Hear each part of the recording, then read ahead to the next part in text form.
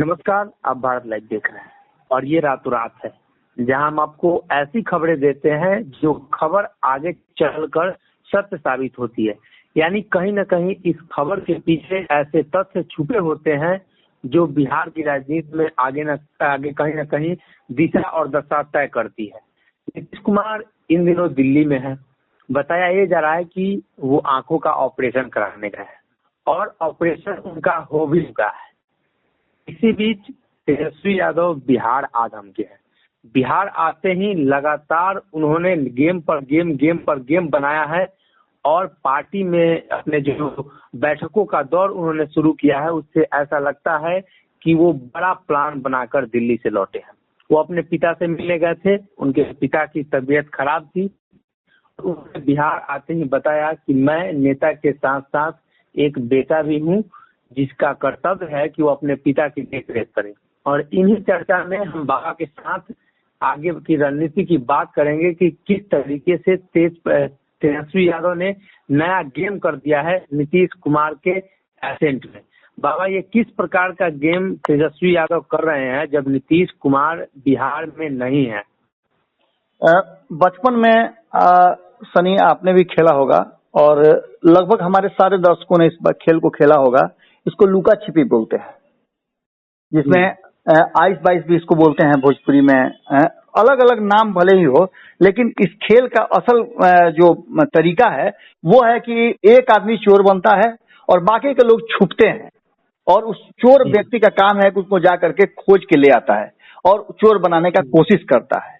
ये लुका छिपी का खेल बिहार की राजनीति में भी जम करके हो रहा है। आपको बता दें कि 2013 के बाद बिहार में राजनीतिक परिवेश जो है बदला। नीतीश कुमार उसके सूत्रधार बने और उन्होंने जो लंबे समय से यानी 2005 से चली आ रही थी उस धारा को बदल दिया। ये धारा आपको बता दें कि जब कांग्रेस का पूरी तरह से आधिपत्य था इस देश पर, जिसमें बिहार भी शामिल था, करीब 25-30 वर्षों तक कांग्रेस ने एक छत्र राज किया बिहार पे।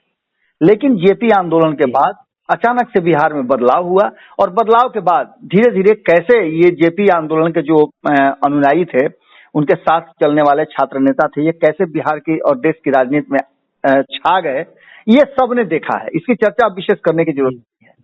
तो इसका सीधा सा अंतर आप इतना ही समझ लीजिए कि लालू प्रसाद सबसे पहले उस सुख को भोगने के लिए आगे आए जो जेपी आंदोलन में जेल में रहे, यातनाएं झेले या आंदोलन का हिस्सा रहे। हालांकि कहा जाता है कि लालू प्रसाद से भी ज्यादा यातनाएं झेलने वाले लोग हैं, जिसमें अश्विनी चौबे का नाम बहुत आगे आता है और भी बहुत सारे नेता हैं। महेश्वर यादव से कल हम बात कर रहे थे तो आपने देखा किस तरह से उन्होंने अपनी बातें रखी और कहा कि 19 महीना हम भी जेल रहे थे। मैंने 21 महीना में 19 महीना जेल रहना, मीसा कानून के तहत लोगों का पूरी तरह से मतलब यातना झेलना, बिना कारण के लोगों का जेल में रहना, ये सारी बातें हुई और वही लोग जनता के नजर में आए और जनता ने उनको प्यार आशीर्वाद देना शुरू किया और सत्ता पर आना शुरू हो गए।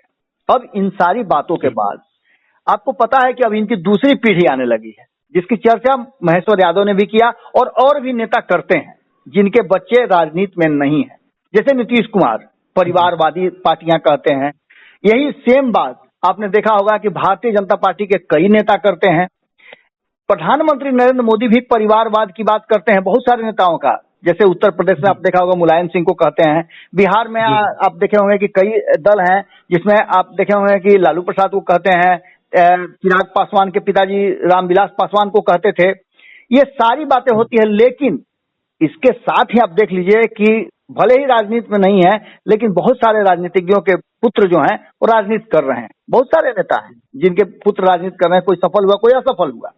लेकिन इस 2013 में जो कुछ भी हुआ और उससे पहले आपको बता दें कि 15 साल शासन करने के बाद जब लालू प्रसाद की सत्ता को से बाहर किया गया तो उसमें भारतीय जनता पार्टी और नीतीश कुमार साथ आए थे।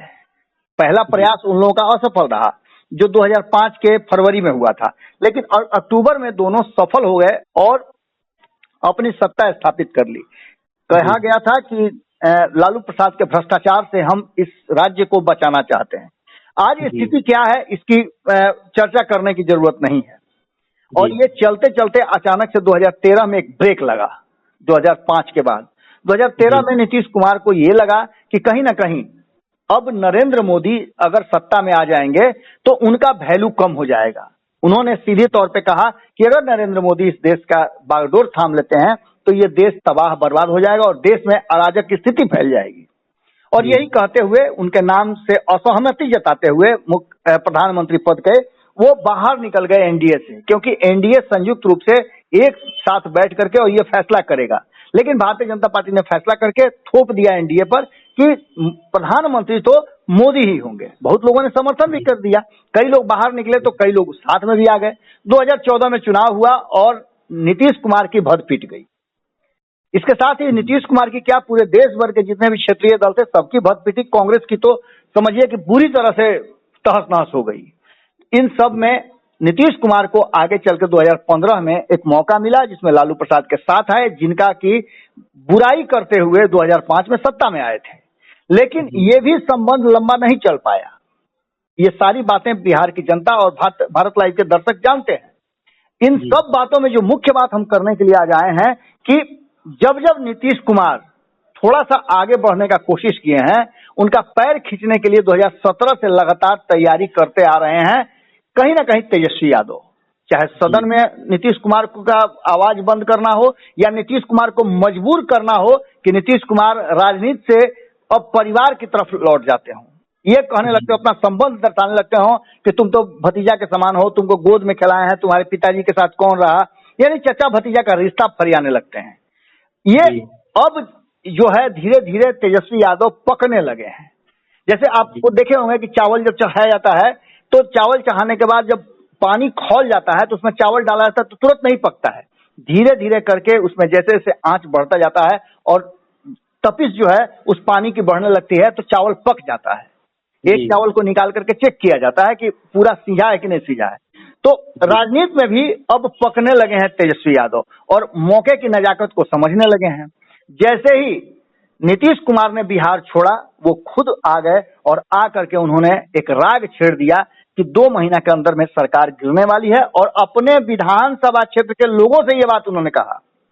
इस बात को लेकर के बिहार की राजनीति में अब ये चर्चा शुरू हो गई कि आखिर ऐसा क्या हो गया जिसके चलते तेजस्वी यादव इस बात को बड़ी मजबूती से कह रहे हैं। अब इस बात की खोजबीन में लोग अलग अलग राजनीतिक दलों की तरफ देखने लगे। जैसे आप नहीं सुने कि लॉकडाउन था, अब नीतीश कुमार लॉकडाउन में क्या करेंगे, लॉकडाउन 1 होगा, 2 होगा, 3 होगा या लॉकडाउन खत्म होगा। लोगों की क्यूरियोसिटी जो है बढ़ती जाती है।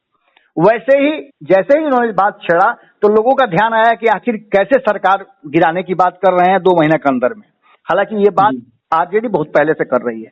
हमने खबरों के माध्यम से ये भी बताया था कि किस तरह से श्याम रजक ने बताया था कि खुद जदयू के अंदर में विद्रोह है, लोग चाहते हैं कि भाजपा को छोड़ करके और तेजस्वी यादव के साथ जाकर के सरकार बना ले नीतीश कुमार। लेकिन ये नीतीश कुमार करेंगे कि नहीं करेंगे, फैसला नीतीश कुमार को लेना है। अब इन सब बातों को लेकर के जोड़ घटाव शुरू हो गया तो सीधे भाजपा की तरफ ध्यान गया कि भाजपा नीतीश कुमार के जिस तरह के व्यवहार रहे हैं उस व्यवहार से दुखी है। तो कहीं ऐसा तो नहीं कि भारतीय जनता पार्टी ही खेल कर रही हो जिसका एक्सक्यूशन करने के लिए, जिसको मूर्त रूप देने के लिए तेजस्वी यादव बिहार लौटे हैं और बिहार आकर के वो इसी आधार पर कहीं तो नहीं कह रहे हैं। हमने पड़ताल शुरू किया और हमने पड़ताल जब भारतीय जनता पार्टी के नेताओं से किया तो उन्होंने साफ इनकार कर दिया। लेकिन उनके इनकार में ऐसा मत मानिए कि वो इनकार कर दिए, कह दिए कि ना ना ऐसा तो कुछ नहीं है, तो ऐसा नहीं हो सकता है। राजनीति में कहा कुछ जाता है, होता कुछ है। इशारे बहुत कुछ कहते हैं। अब एक बात ये है, दूसरी बात कि चिराग पासवान थोड़ा सॉफ्ट हुए हैं। चिराग पासवान ने साफ तौर पे जिस तरह से बधाई दिया है तेजस्वी यादव को कि वो मेरे छोटे भाई समान हैं, मैंने हमेशा उनको भाई समझा है, मेरे पिताजी के साथ उनके पिताजी के संबंध बहुत अच्छे रहे, पारिवारिक संबंध जैसा रहा है, ये भी एक मामला है। दूसरा मामला जीतन राम मांझी का उठा लीजिए, घंटों बात किए थे नीतीश कुमार के दिल्ली जाने से पहले, चुप्पी साध लिए हैं। दूसरी तरफ कांग्रेस जो है एग्रेसिव हो गई है। जिस कांग्रेस को कहा जा रहा था कि जदयू तोड़ लेगी, 13-14 विधायक जो हैं उस संपर्क में हैं जदयू के, वो कांग्रेस जो है एकदम खड़ी हो गई है, कह रहे हैं कि सवाल ही नहीं है, वो तो जदयू के ही लोग हमारे पास साथ आने के लिए तैयार हैं। तो इसके मायने कुछ होते हैं, ये मायने हैं। और इस मायने के बाद हमने पूरी खबर कल इसकी पड़ताल की, अलग अलग राजनीतिक दल के नेताओं से बात की और सभी दल के लगभग नेताओं का कहना एक ही बात था, जो सत्ता के साथ जुड़े हुए हैं उनका कहना था कि तेजस्वी यादव कोरी बकवास कर रहे हैं, उनके बातों में कोई भी दम नहीं है, कोई तथ्य नहीं है, तथ्यहीन बातें कर रहे हैं। लेकिन वही अगर विपक्ष की बात करें तो सारा विपक्ष एक सुर में कह रहा है कि ये सरकार चाहे जब गिरे, आज गिरे, कल गिरे, रातों रात गिर जाए, लेकिन गिरना तय है। कहा तो यहां तक जा रहा है कि नीतीश कुमार आंख दिखा करके जैसे आएंगे वैसे ही बिहार में सत्ता का परिवर्तन हो जाएगा, क्योंकि जब दिल्ली गए हैं नीतीश कुमार तो उनको किसी भी तरह का भाव उनके साथियों ने नहीं दिया है।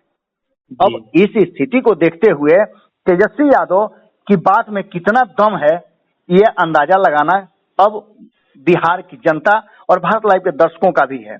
हमने तो आपको बता दिया कि नीतीश के एब्सेंटी होते ही तेजस्वी यादव ने गेम कर दिया है और गेम का आपको पहला ही गोल उन्होंने कर दिया है कि 2 महीने में सरकार गिरेगी। इसके पहले लगातार पार्टी के तरफ से, चाहे हमने पहले ही बताया है कि श्याम रजक हों, चाहे प्रदेश अध्यक्ष हों, या फिर जो भी प्रवक्ता हैं, मुख्य प्रवक्ता भाई वीरेंद्र ने भी हमारे साथ बातचीत में कहा था कि ये बरसात पार नहीं कर पाएगी, ये सरकार कभी भी ध्वस्त हो सकती है।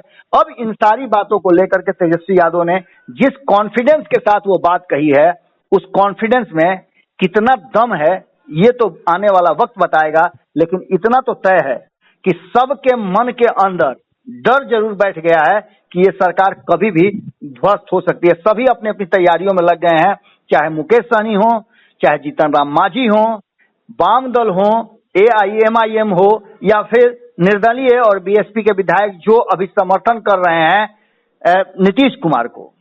ये सारे लोगों में कहीं ना कहीं एक भ्रम की स्थिति है। और सबसे महत्वपूर्ण बात है कि ये बात कि चिराग पासवान और तेजस्वी के बीच में संवाद शुरू होना, और कहा जा रहा है कि भारतीय जनता पार्टी भी इस संवाद का हिस्सा बन रही है, यानी चिराग पासवान से भारतीय जनता पार्टी के लोग बातचीत शुरू कर चुके हैं।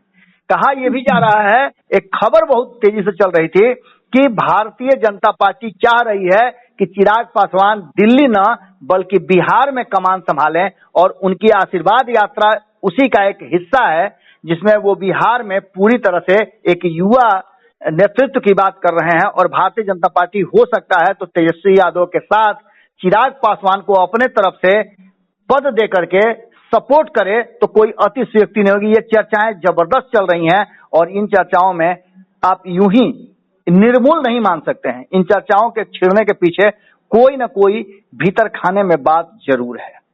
जी बाबा, कहा जाता है कि अगर धुआं कहीं से निकल रही हो तो आग तो वहां लगी ही होनी चाहिए, और इसका अंदाजा भी लगाया जाता है कि वहां आग जरूर होगी। तो तेजस्वी यादव ने जिस तरीके से कह दिया कि अगले 2 महीने में सरकार गिर रही है, तो कहीं न कहीं उनके पास ऐसे तथ्य होंगे जिसके बदौलत उन्होंने कहा है। और पहले भी कई बार ऐसा देखने को मिला कि तेजस्वी यादव ने कहा कि नीतीश कुमार के नाके चने चबवा देंगे, और जिस तरीके से हाउस चला, हाउस में नीतीश कुमार को नाके चने चबवा दिए, तो उसमें भी उस समय भी तेजस्वी यादव ने कुछ सोच समझकर ही बोला था।